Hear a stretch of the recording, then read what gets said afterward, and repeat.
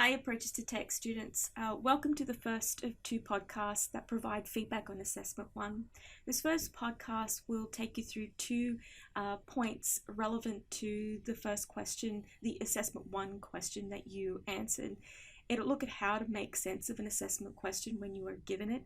And what it would also do is talk a little bit into what it was that did not quite work in general in responses for this first essay and why, and how to think a little bit ahead about how to sort of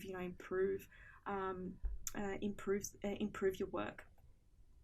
So how to make sense of an assessment question. This was the question that you were given for the first assessment. How and why do you think Eckermann uses metaphors of shadows in a poem?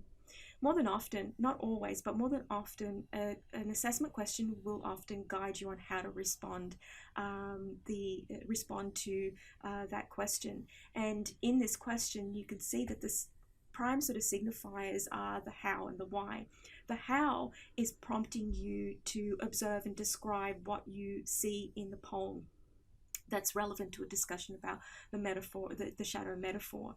And the why is asking you to think a little bit more closely about how to interpret, or why it is that Eckermann uses the metaphors of shadows. This is where your interpretive skills come into the fold.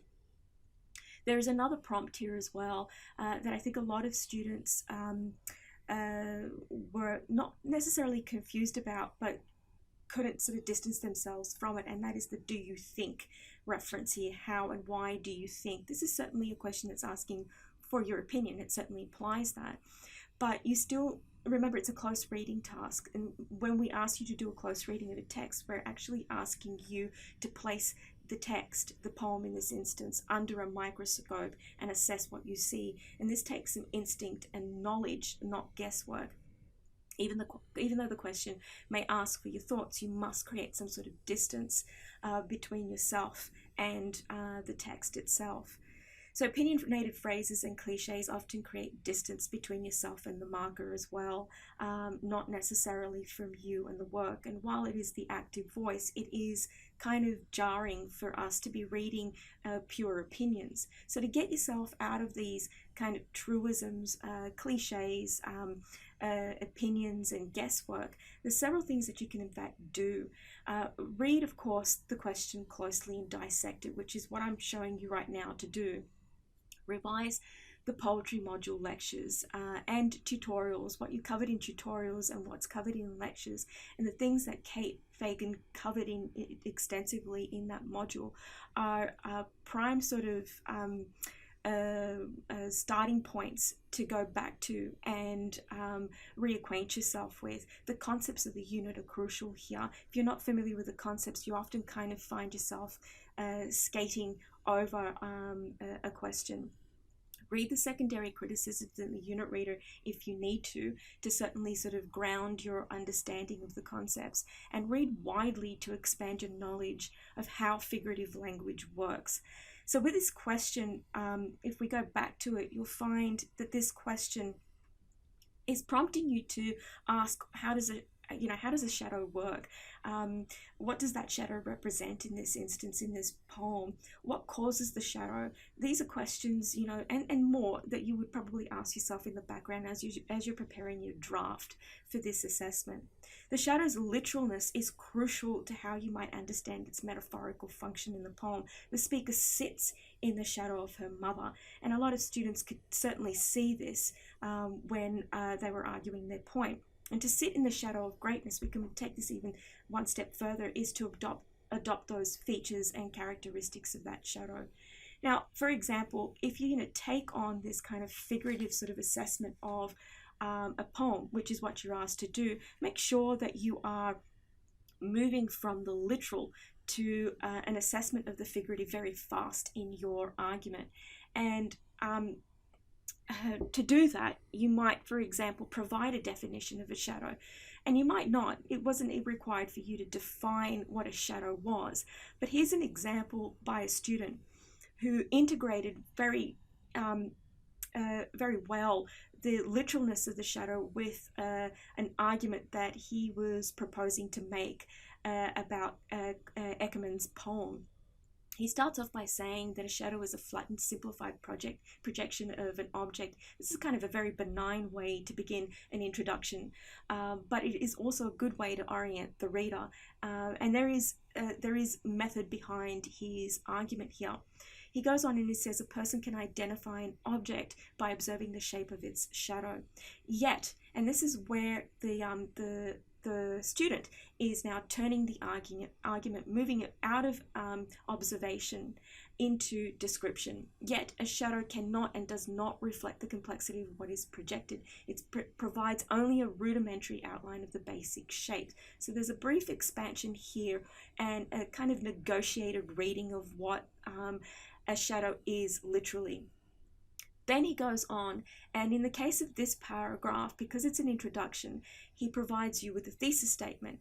Ali Cobby Eckermann employs the metaphor of shadows in Ningali because their inherent inability to fully represent an object parallels her own struggle to fully grasp and express the philosophical complexity of indigenous understandings of the word mother and the opposing realities of life and death in the natural world. So in effect, the student has provided us with a thesis statement that embodies in some ways that literal definition, but also it makes a quick assessment of the figurative meaning of this term in his thesis statement. So this is a good example of how a student has reflectively and introspectively thought about the question itself. From the get-go, he has introduced the shadow and has worked purely with the shadow as a metaphor from the introduction, and then goes on and then takes this complicated thesis or complex thesis and unravels it throughout the rest of the argument. Let me talk a little bit about what did not work in this first essay and why, and what you can do about improving your mindset on how you approach or your attitude towards a question when you are given it. The first essay was an opportunity, as you know, to build a 750-word argument around the metaphor shadow and discuss how language, the language of the poem, allows the poet to explore specific aspects of cultural stories, such as the relationship between mother and daughter, a reconnection with country, a sense of responsibility to culture, cultural identity, land, or ecology. There were many angles available for you to take, and there was a second part to the question, a kind of tips part where you were required to think a little bit more about how to answer this question. You were told not to just simply retell the story of the poem.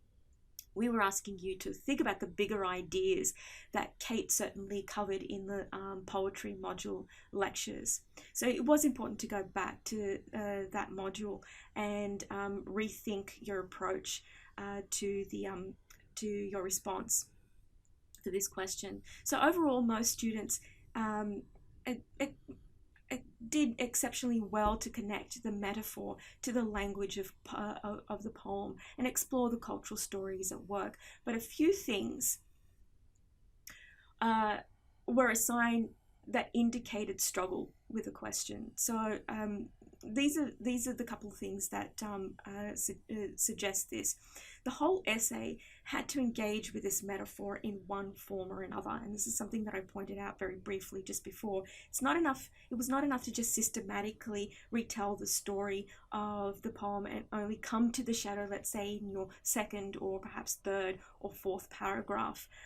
It was not enough to just do that. It was important to address this shadow metaphor and tell us what it stood for from the get-go, from the introduction, from your thesis statement. So for some who failed to do this, it led to poorly structured arguments overall, or repetition of vague ideas, a random guessing of what the metaphor stood for and its function also contributed to these poorly structured essays. So you have to rethink. If we're asking you to assess a metaphor from the very start, that's what you should do. Don't wait to get to the third or fourth paragraph or the second paragraph to do that. There are also lots of examples of students reading Eckermann's life. into the poem, as opposed to interpreting the text and coming to the bigger ideas I mentioned earlier through an interpretation of the language in the poem and how it works. So this is the idea where you put the cart before the horse. And in fact, what we wanted you to do was put the horse before the cart. Show us how you are reflecting and considering the poem, how it is that you're dissecting that poem, before you perhaps tie it in with Eckermann's life or some of those bigger ideas.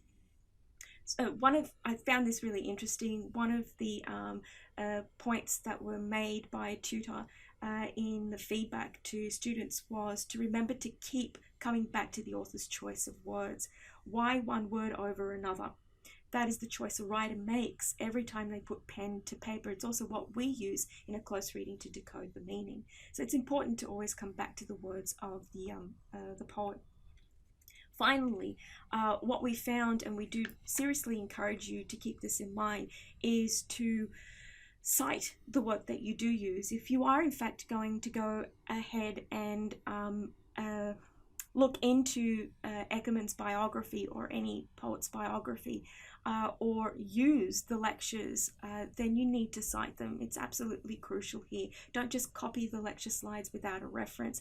And if in doubt, include the lecture notes in your reference list, and certainly include anything that you've accessed to help explain something outside of your own reflective and interpretive practices of the poem. Now, I've given you two sort of things to go to as a final point here in ending this pod. Two sort of sites that you can go to help guide you a little bit better about how and when to reference. Now, why it's important to reference? It's important because it all boils down to integrity. The university regards it as inappropriate behavior, and it kind of falls under the academic misconduct rule. So it's important to acquaint yourself with this policy so that you know when you should be citing and when you shouldn't be citing. Certainly anything that comes out of your mind doesn't need to be cited, but anything that really requires you to go and outsource your information, then you need to cite all of that information. There's also, I've directed you also to the library site that contains information there on referencing. There you can find, of course, the style guides, and you can reacquaint yourself on how to properly cite your material, and cite, of course, even poems and all types of texts. This is the end for the first podcast. Please do continue on to the second one. Thank you.